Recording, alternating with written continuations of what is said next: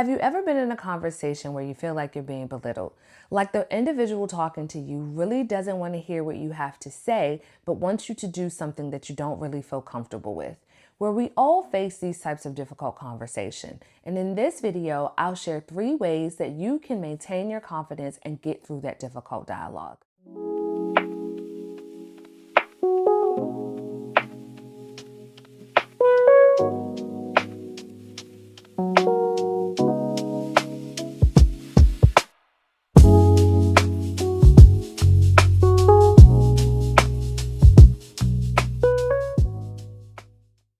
Hi, my name is Sarah Sims, the creator of Destined to Live Well, where we talk about topics that help enhance and level up your midlife.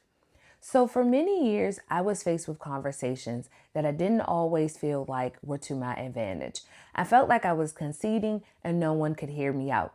Oftentimes, those in service roles or middle management are in these positions.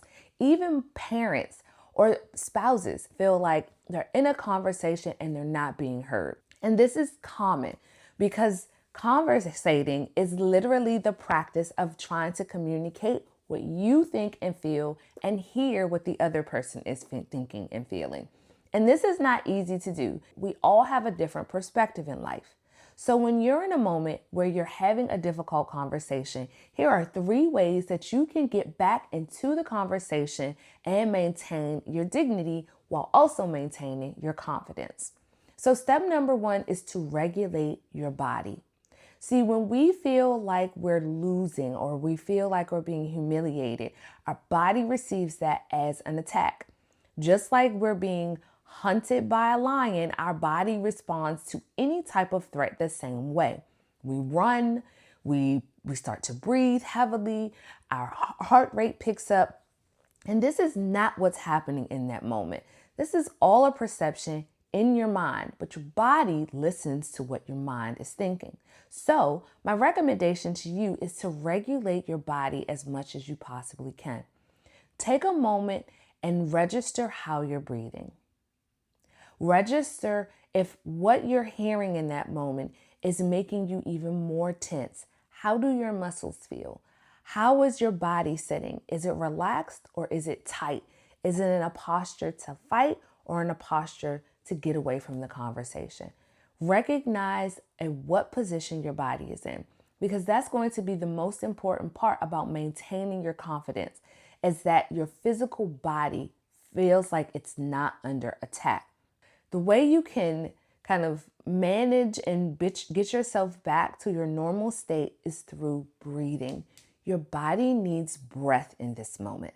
So I want you to practice what we call box breathing. So you breathe and you inhale for 4 seconds, you hold for 4 seconds, and you exhale for 4 seconds. You hold for 4 seconds. You can do box breathing as many times as you like in that cycle.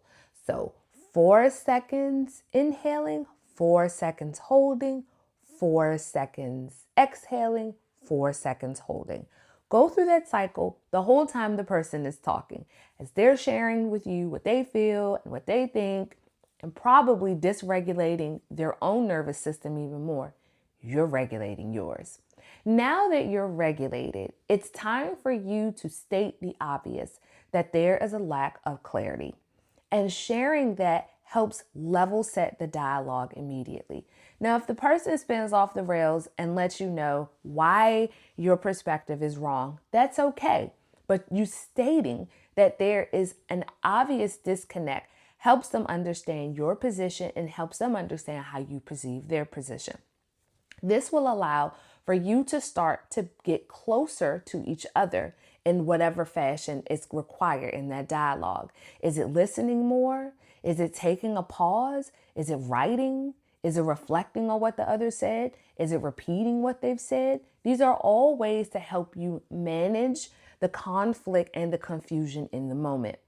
Okay, so now that you've taken the deep breaths, you've regulated your nervous system, and you've stated the obvious that there needs to be some semblance of clarity, you don't have to necessarily come to a resolution in this dialogue, especially if it's someone close to you or in a community with you. You have to know that eventually, again, you'll come across another difficult moment. And so you want to be able to do this last step the best you can, which is preserving everyone's dignity. See, when you lose your confidence, sometimes you're on the pursuit to make the person feel like you do, or they're in the pursuit to make you feel like they do. But when you're able to maintain your confidence, you're also communicating to the person that you're dignified and that you also want them to maintain their dignity. A way to do this is to make sure that the person knows that you care about them, but you don't necessarily understand how to resolve this matter in the moment. Let them know that their perspective and what they think matters. It's just that you can't come to a point of resolution, or that a concession will likely need to take place. But you don't do this by breaking them down or sharing anything back with them that humiliates them. You let them know that you care about this, that you care about them, that you see this moment is important to them, and that if a resolution is possible, maybe you can come back to it later, or maybe there's an opportunity for concession so you both can feel like you've been heard. Okay, so these are my 3 ways that you are able to maintain your confidence during a difficult conversation. Maintaining your breath and staying within your body outside of your head. Making sure that the person knows that there is a lack of clarity and there's confusion that you want to get resolved as soon as possible. And then lastly, leaving everyone with their dignity, because a confident person is a dignified person. I hope that these steps were helpful to you. If you have any more recommendations, I'd love to hear about them. Please leave them in the comments. You can also like and share this video if you found value in it and think that it could help others. Thank you so much for watching, and I look forward to seeing you at the next video.